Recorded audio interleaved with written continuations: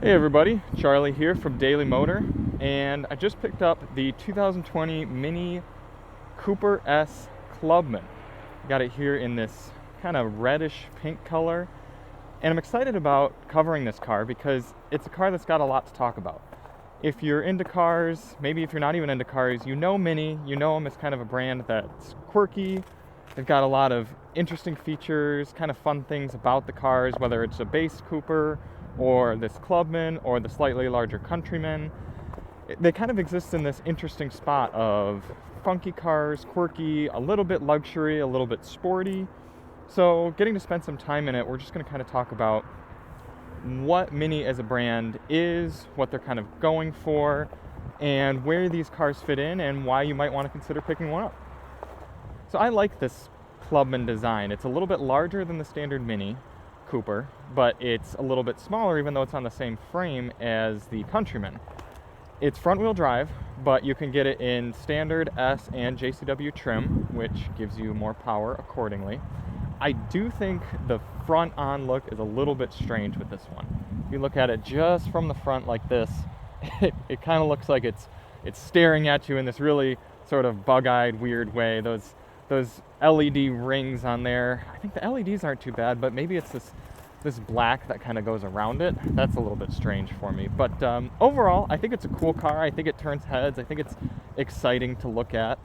Coming around the back here, we've got some cool accents, cool design features, one of which being the little half-union jacks in the taillights there. Those would come on even brighter with the brakes on. So those are kind of cool. And then the barn doors are what set the Clubman apart from just about any other car on the market. Check this out. Using the key, I can hold the trunk button, if you will.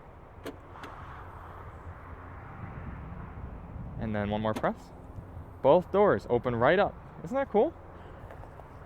They've got these just standard struts right there pushing the doors open. And it's a pretty usable sized trunk. It's a very low load floor. You've got a little privacy cover here if you want people to be able to see into your trunk area. Underneath, you've got quite a large storage compartment with some hooks back there. A lot of thought that went into the design of all this. It's a very solid cover right there. Let's see if we've got a spare. I don't believe we do. I don't really want to tear this all apart, so I will consult the window sticker and I will let you know. But we got some storage on both sides. And then you got to close these in the proper order. You got to go left, right. But you can also just open them right from here. Just like that. Pretty easy to close. Just kind of different. Coming around the back here, there's actually a surprising amount of legroom. So right now I have the driver's seat set for a very comfortable 5'10" driver. And I've got more room back here than maybe a Focus or a GTI, Golf, that sort of idea. The headroom is a little bit lacking. I'm 5'10", and if I sit perfectly upright, my head is hitting the ceiling a little bit. But I can settle myself in, pull this little center armrest down, and be plenty comfortable for a few hours in the car even. Got two USB Type-C ports down here, so unless you're carrying around a Type-C to Type-C or Type-C to Lightning cable, you're probably going to need some sort of adapter to charge devices back here. Those aren't too hard to pick up, but it is kind of strange that they wouldn't maybe do a Type-C and a USB-A. Interesting. Cup holder, some speakers. Overall, pretty cool.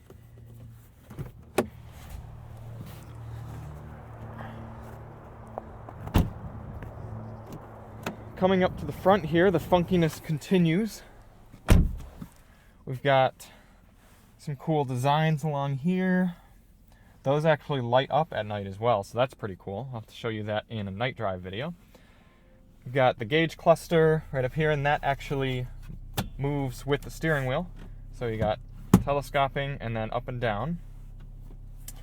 You've got the center gauge display, which is a touchscreen, as well as operatable by this little knob center BMW-esque control here.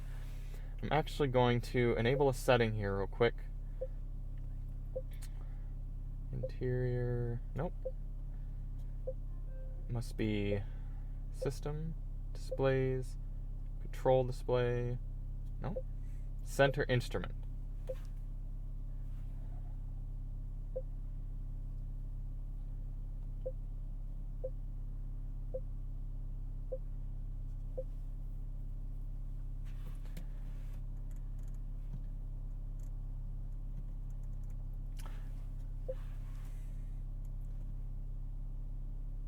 So this is what they call the center instrument, and it's supposed to harken back to minis of old where the speedo and everything and the tachometer was in the center. But if I rev the engine now,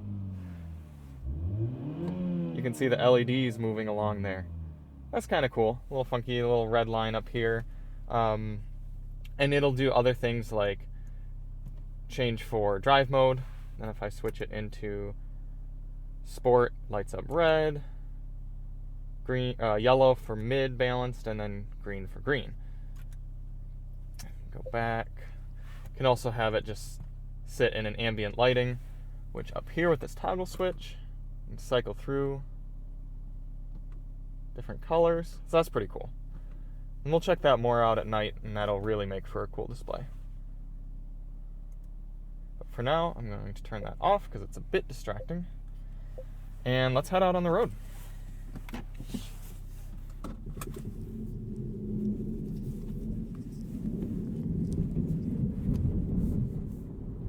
Now, one of the first observations and going into a complaint that often comes up about minis, especially when talking with automotive enthusiasts, is, oh, this doesn't drive like the minis of old. This is not as, the steering's not as direct. It's not as nimble. It's not as light. It's much too large to be a mini. I mean, how is that a mini? It's way too big.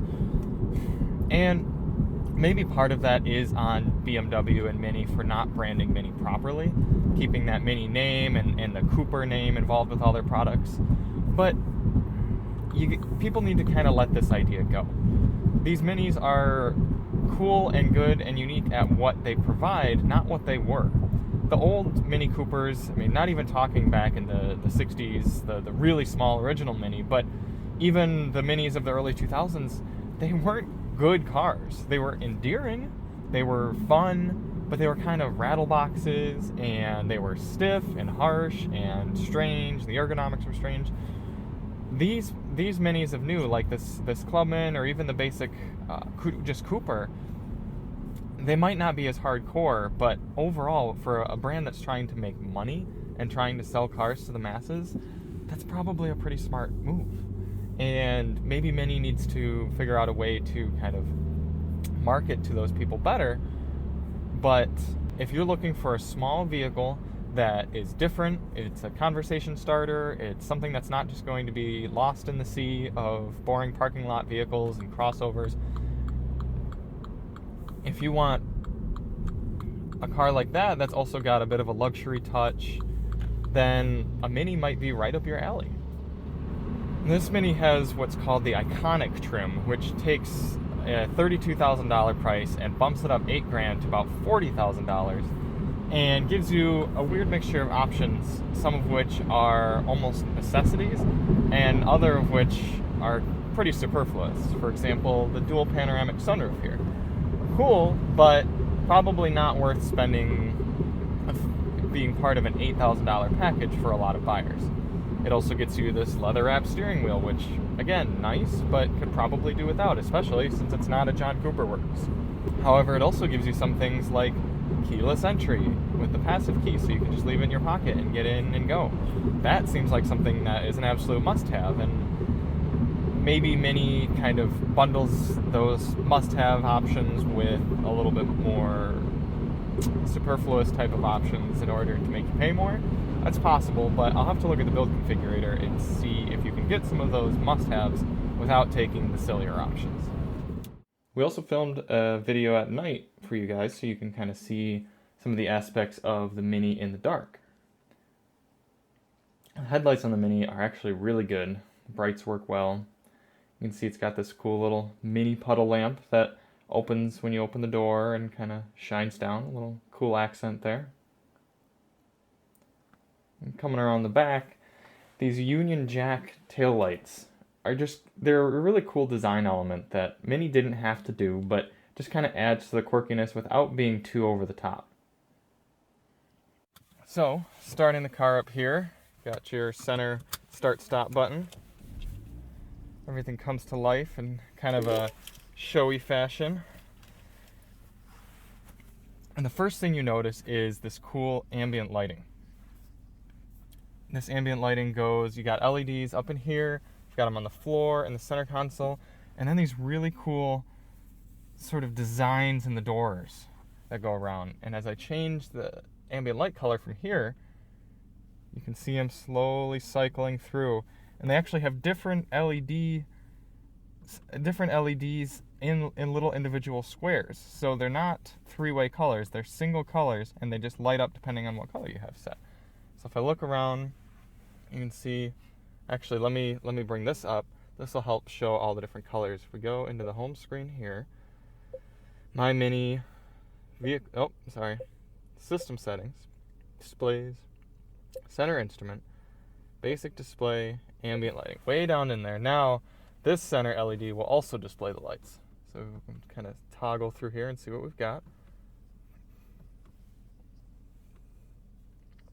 I kind of like the red.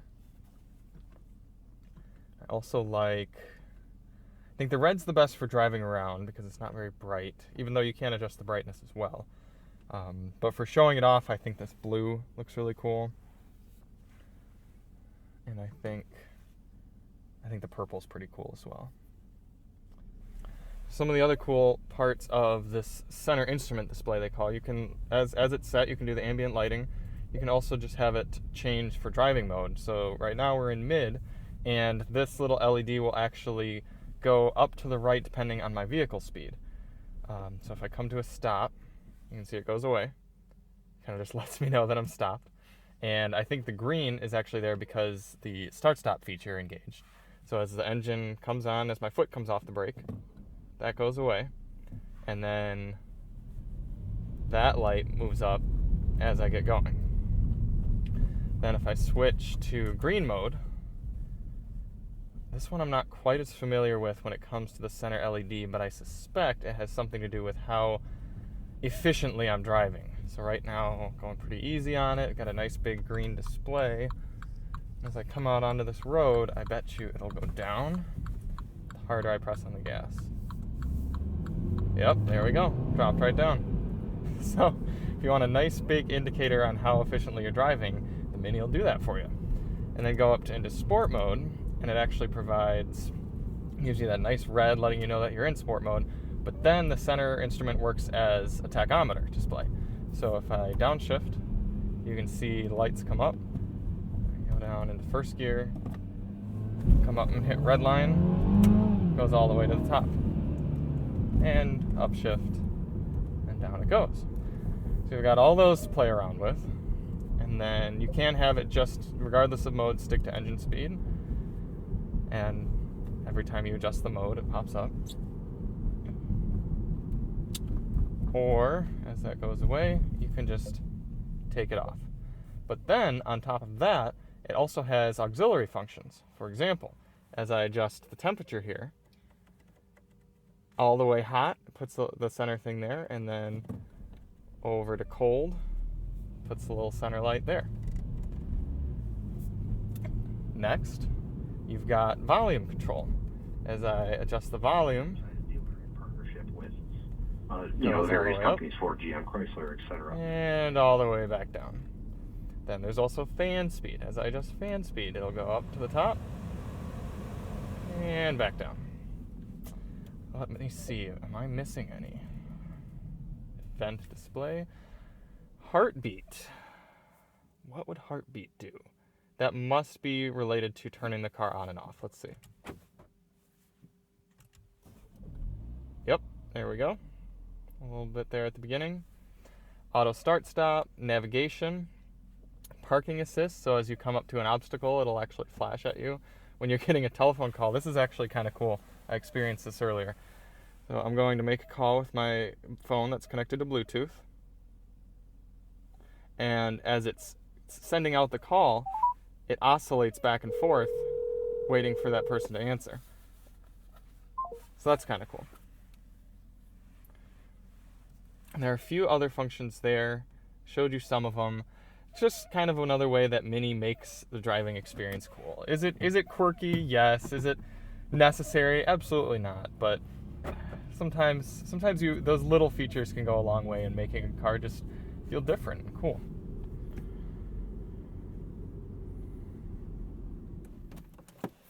So yeah, Mini just goes a long way in making the car feel a little different than your standard everyday sort of vehicle.